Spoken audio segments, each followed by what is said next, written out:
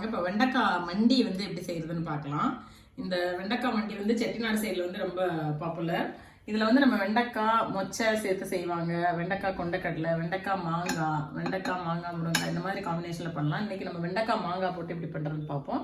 இது கொஞ்சமாக ஆயில் ஊற்றிருக்கேன் ஒரு பேனில். அதெல்லாம் இந்த வெண்டைக்காய் இந்த சைஸில் கட் பண்ணி சேர்த்துக்கோங்க. இது கொஞ்சம் அந்த வளவளை போகிற வரைக்கும் நம்ம வதக்கலாம். ஆயில் ஊற்ற வேண்டாம், சும்மா ஒரு 1/2 டீஸ்பூன் மாதிரி. ஏன்னா ரொம்ப ஊற்றினா பொரியல் மாதிரி ஆகிடும். லைட்டாக இன்னும் ஒரு 2 நிமிஷம் இருக்கும். பாருங்கள், இந்த அளவுக்கு வதங்கின உடனே நம்ம இதை எடுத்துடலாம். பாருங்கள், இந்தளவுக்கு புளி எடுத்துட்டா போதும். ஏன்னா நம்ம மாங்காயும் போடுறோம் இல்லையா, அப்போ ரொம்ப புளிச்சிரும். மாங்காயும் தக்காளியும் போடுவோம். இந்தளவுக்கு புளி எடுத்து ஊற வச்சுக்கோங்க. ஒரு 2 டீஸ்பூன் மாதிரி எண்ணெய் சேர்த்துக்கோங்க. பருப்பு சேர்த்துக்கோங்க, ஒரு 1/2 டீஸ்பூன் மாதிரி. வெந்தயம் இதுக்கு மஸ்ட்டுங்க. வெந்தயம் ஒரு 1/4 டீஸ்பூன். கடுகு ஒரு 1/4 டீஸ்பூன். இப்போ இந்த சின்ன வெங்காயத்தை சேர்த்துக்கோங்க. கடுகு வெடிச்சிட்டு சின்ன வெங்காயம் தாங்க போடணும், நல்லாயிருக்கும் டேஸ்ட்டாக. மிளகாய் இந்த மாதிரி லைட்டாக மேலே மட்டும் கீறிட்டு ஒரு 3 மிளகா சேர்த்துக்கலாம். புளி கரைச்சி வச்சுருக்கோம் இல்லையா, அந்த புளி கரைச்சி வச்சதில் வந்து கொஞ்சம் 1 டீஸ்பூன் வந்து மிளகாத்தூள் சேர்த்துக்கோங்க. இல்லை உங்களுக்கு காரம் பிடிக்குன்னா கூட சேர்த்துக்கலாம், இல்லை காரம் கம்மியாக கூட சேர்த்துக்கலாம் உங்கள் விருப்பம்.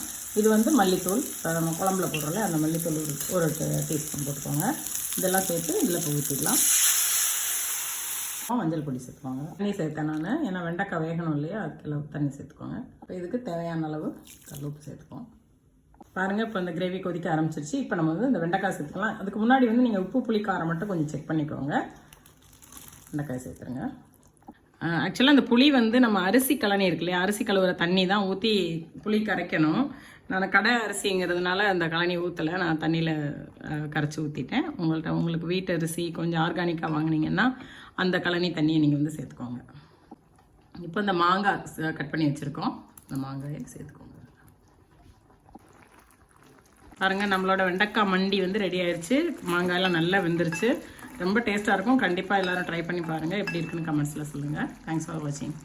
பாருங்கள், நம்ம வெண்டைக்காய் மண்டி வந்து ரெடி ஆயிடுச்சு. இதுக்கு வந்து பெஸ்ட்டு வந்து சாம்பார் ரொம்ப நல்லா இருக்கும். சாம்பாருக்கு இது வந்துட்டு நீர் பூசணிக்காய் வந்து சாம்பார், ஒயிட் ரைஸ். வணக்கம். இப்போ நம்ம வந்து ஒரு சிம்பிளான பீட்ரூட் அல்வா பண்ணலாம் குக்கர்லேயே. இது வந்து குக்கர் சூடு பண்ணிக்கோங்க. நெய் வந்து ஒரு 2 to 3 டேபிள் ஸ்பூன் சேர்த்துக்கோங்க. 1 கப் பீட்ரூட்டுக்கு. இந்த துருவன பீட்ரூட்டை வந்து இந்த நெய்யில் சேர்த்துருங்க. ஸ்மெல் போகிற வரைக்கும் ஒரு 5 மினிட்ஸ் அந்த மாதிரி வதக்கிக்கோங்க நெய்யில்.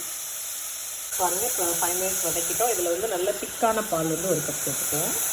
தண்ணி கலக்காமல் காய்ச்சின பால். நீங்கள் பச்சை பாலே ஊற்றிக்கலாம், ஒன்றும் பிரச்சனை இல்லை. க்ளோஸ் பண்ணிவிட்டு நம்ம 3 விசில் வச்சிடலாம். இன்னொரு பேனில் வந்து நம்ம கொஞ்சம் நெய் சூடு பண்ணிவிட்டு அதில் நம்ம முந்திரி வறுத்துக்கலாம். பீட்ரூட் வந்து இந்த 3 விசிலில் நல்லா குழஞ்சி வந்துருச்சு. இப்போ கொஞ்சம் ஸ்டவ் ஆன் பண்ணிக்கலாம். இந்த கடாயில் வந்து பீட்ரூட்டை வந்து ஷிஃப்ட் பண்ணிடுவோம்.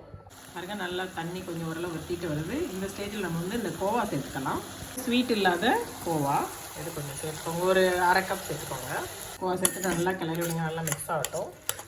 கோவாக்கு தேவையான சர்க்கரை சேர்த்துக்குவோம். சுகர் வந்து ரா சுகர் தான் சேர்க்குறேன். நான் ஒரு 1/2 கப் சேர்த்துக்கிறேன். உங்களுக்கு ஸ்வீட் எவ்வளோ தேவையோ அந்த அளவுக்கு சேர்த்துக்கோங்க. பாருங்க, நம்ம அல்வா வந்து நல்லா தண்ணியெலாம் வற்றி ரெடி ஆயிடுச்சு. இப்போது நம்ம இந்த வறுத்து வச்சுருக்க முந்திரியை சேர்த்துக்கலாம். பாருங்கள், இப்போ நல்லா அல்வா ரெடி ஆயிடுச்சு. இந்த பதத்தில் ஆஃப் பண்ணிடலாம். நல்ல டேஸ்டியாக ரொம்ப ஈஸியாக செய்யக்கூடியது. நீங்கள் குக்கரில் வைக்கிறதுனால ரொம்ப குயிக்காக ஆகிடும். மொத்தமே ஒரு 20 மினிட்ஸ் to ½ hour தான் ஆகும். கண்டிப்பாக எல்லோரும் செஞ்சு ட்ரை பண்ணிவிட்டு எனக்கு கமெண்ட்ஸில் எப்படி இருக்குன்னு சொல்லுங்கள். தேங்க்ஸ் ஃபார் வாட்சிங்.